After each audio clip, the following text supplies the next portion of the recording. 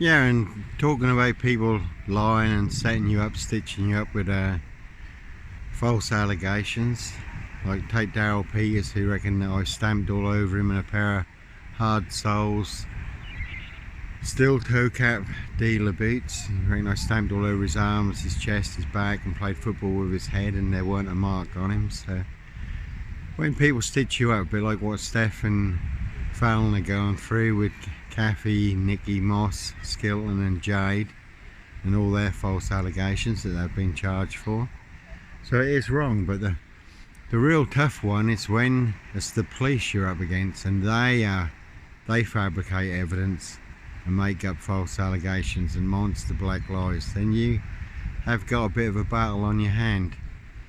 And just one prime example, I mean, when we were up against 11 police officers in Mere Street, and they attacked me from behind but then claimed I attacked them, and it did go to trial, but what they'd overlooked was a man standing in a shop doorway who saw what really happened.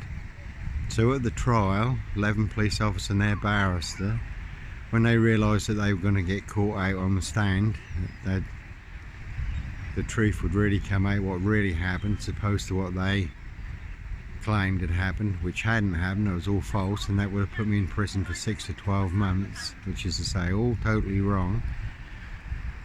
They dropped all charges, and I was free to go.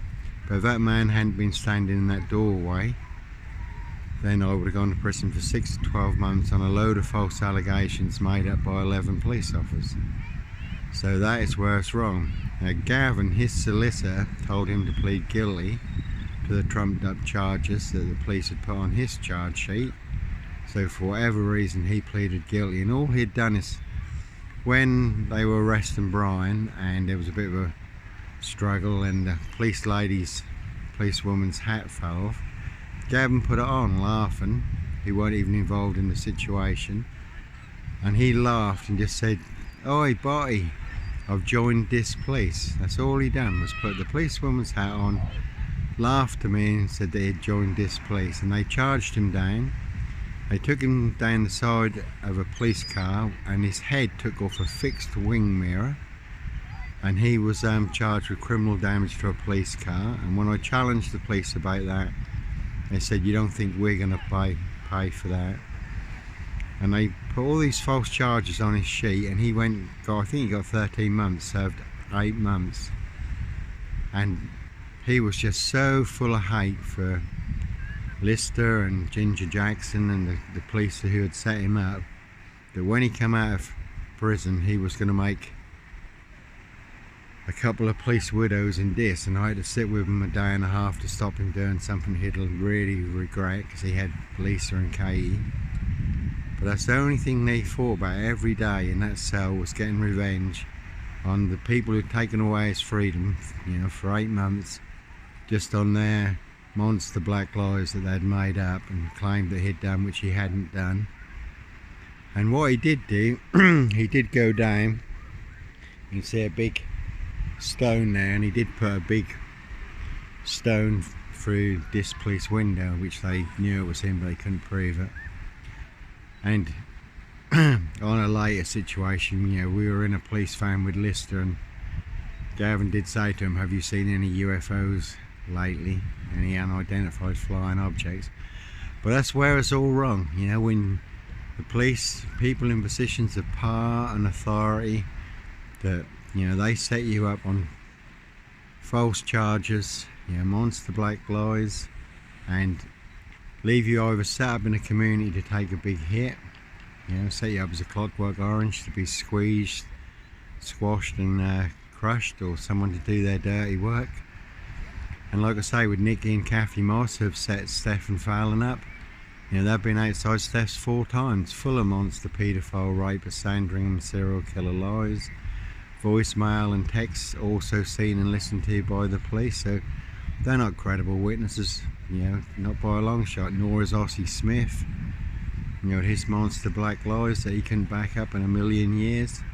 Brian Goodman, Johnny, Steph's ex, all big police collaboration. Shay Fraternal overbursting, they can't back up any of their monster black lies. But When King David, you see a pebble here, you know, God prepares you. We all have our bears and our lions. First David faced the bear, then he faced the lion, and then he faced Goliath. And you know, we all have our bears in life and our lions to face and our Goliaths to face, our cavalry to face. But you know, God will prepare you. So you know, I had the bear and the lion, all the false allegations, you know, concerning Africa and this, and then came along the Goliath, you know, with the big Norfolk police, Simon Bailey Don't Cry, and his blonde host plainclothes lover, the big Sandringham serial killer frame, Clockwork Orange Norwich train station mountain bike rapist frame, Child 44 Black Wizard mixed into the Black Shroud of Sandringham, the number 10 Norfolk Bacon SS Minority Report. So then, you know, you've got your Goliath, a real David and Goliath story. So, which is all, you know, out there online now. Johnny Botwright Facebook, it's linked to a forum, had over 360,000 views, and that had 81,000 views before, you know, they put a new server on the forum. So it's had, you know, nearly over 450,000 views, you know, in total. Getting over, you know, 330,000 views a month on Pinterest, so that is getting a big read. Who was telling the truth, and who was full of monster black porcupine serial killer lies? You know, all Norfolk Police this council, number 10, all they've got is a big monster black bluff that they want everyone to believe is true. Though never the case 39 on all accounts. Africa dis, Norwich Sandringham. Anyhow, take care, keep sweet, God bless, and we'll speak again soon. Bye.